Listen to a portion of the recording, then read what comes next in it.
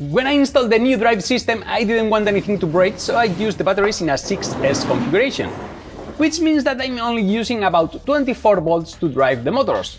What we are going to do is build a new connector for the batteries that will allow us to use the same two batteries in a 12S configuration, ramping up the voltage to 48 volts and multiply the chances of anything catching fire by 6. I've already recalibrated the ESCs, but I found another thing that is not quite well in tank. I've been having some belt slipping on these huge 3D printed pulleys, and I think that's in part for two reasons. The first one is that the belt is not tension enough,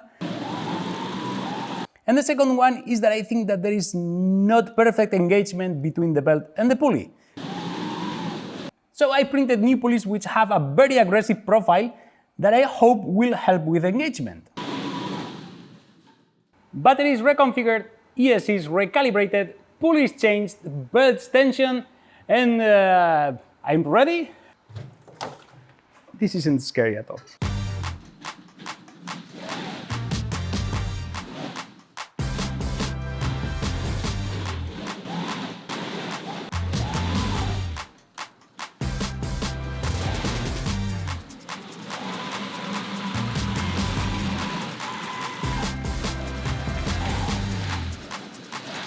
Stop. That was close. That was close. Maybe too close. I think I've changed too many things at once. Let me take a look at the ESC configuration and I'll be right back. Take two.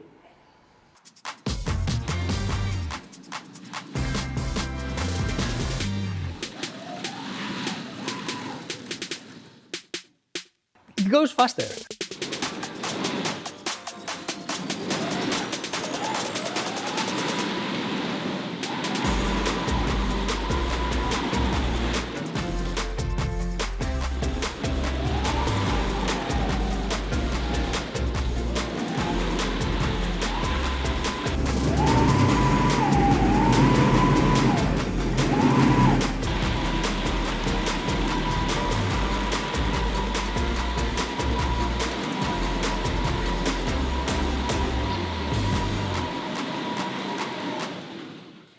Everything is spinning now. I think we are going to leave it like that. I like it. And now we have a very fast tank with a very fast cannon, but we can only launch 3 balls at a time because we have no hopper. We need one. But I'm not in the mood of starting a new giant 3D.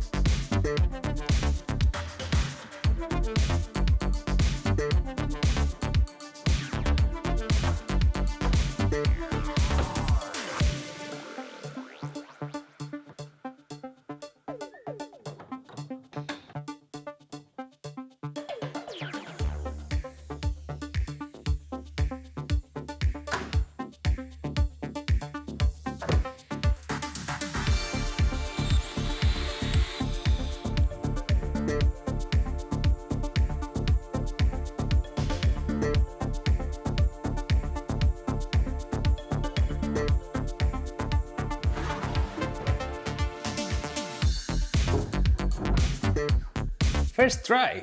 First try. It's finishing touches. This is nothing.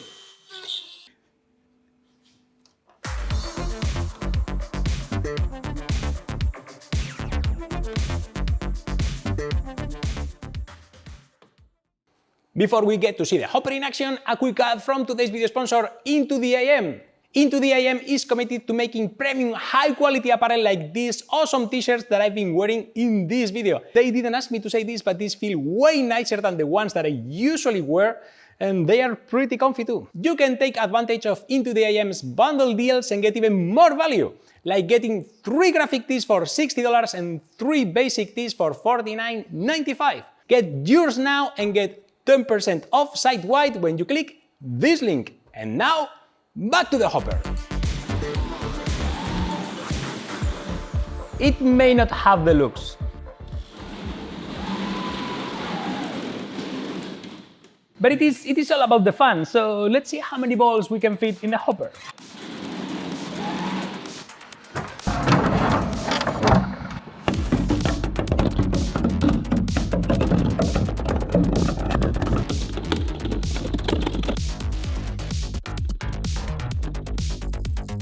$100.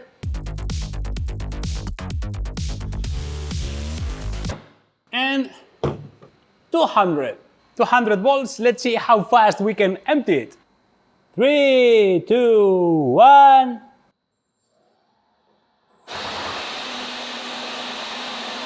I was expecting more balls. I just remember that I did that beautiful shot of the balls falling into the hopper. Yeah, there is a GoPro where the balls. Here it is. Here it is. Let's try again.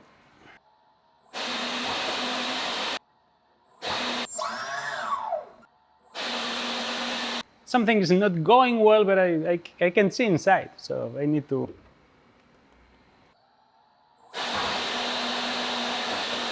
I've been doing a lot of tests.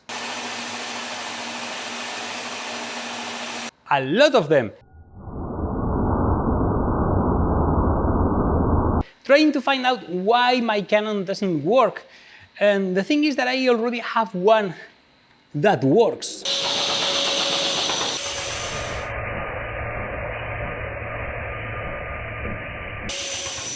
So I took a look at the 3D model of this one and find a new differences that I cannot explain, but I changed everything on that design, printed a few parts. So let's get to it.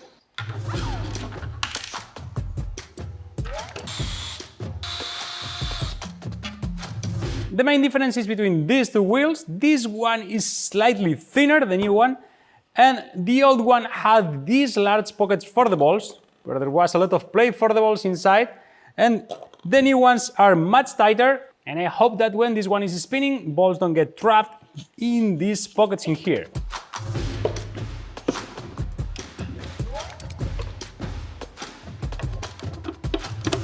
And the other big difference is this bearing here that redirects the vacuum from the input of the EDF.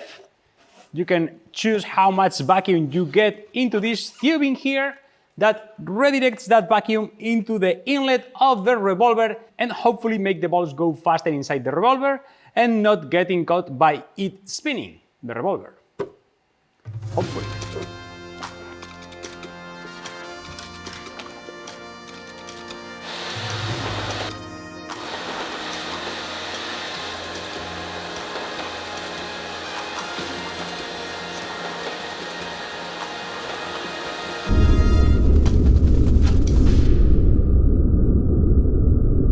It more or less works, so let's put the hopper on. By the way, this is the wall where the balls are hitting, and I'm reaching the concrete.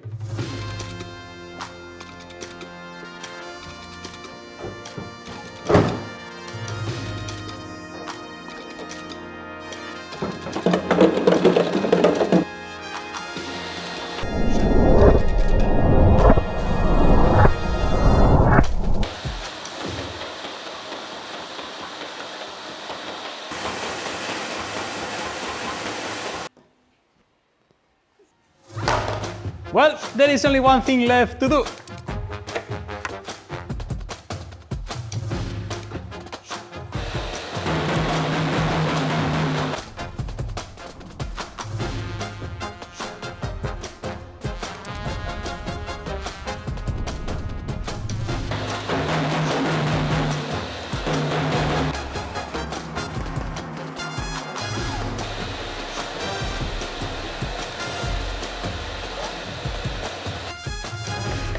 And now please go and make something!